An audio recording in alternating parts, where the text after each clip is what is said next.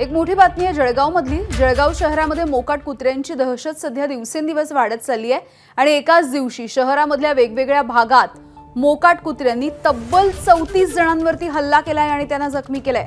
या जखमींमध्ये बालकांसोबतच वृद्ध व्यक्तींचा देखील समावेश आहे। या सगळ्यांवरती शासकीय वैद्यकीय महाविद्यालयामध्ये आणि वेगवेगळ्या रुग्णालयांमध्ये उपचार सुरू आहेत। मोकाट कुत्र्यांमुळे नागरिकांमध्ये सध्या काहीसं भीतीचं वातावरण निर्माण झालंय।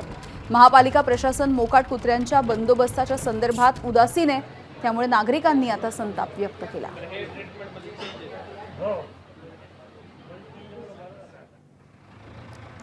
आजचं तर 34 असे झालेले डॉग बाईट आणि महिन्याला 900 आणि वर्षाला 10,000 पर्यंत जाते पूर्ण।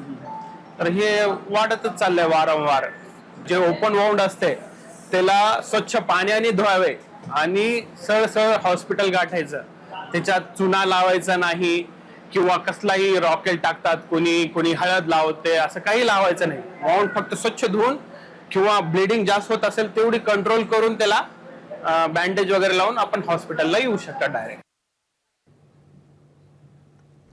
त्यामुळे एकीकडे आज सर्वोच्च न्यायालयाने देखील या मोकाट कुत्र्यांच्या संदर्भात, पिसाळलेल्या कुत्र्यांच्या संदर्भात एक निर्देश दिलेले आहेत, तर दुसरीकडे जळगावमधली ही मोठी बातमी आपण बघतोय। एकाच दिवसामध्ये शहराच्या वेगवेगळ्या भागात तब्बल 34 नागरिकांना कुत्र्यांनी चावा घेतलेला आहे।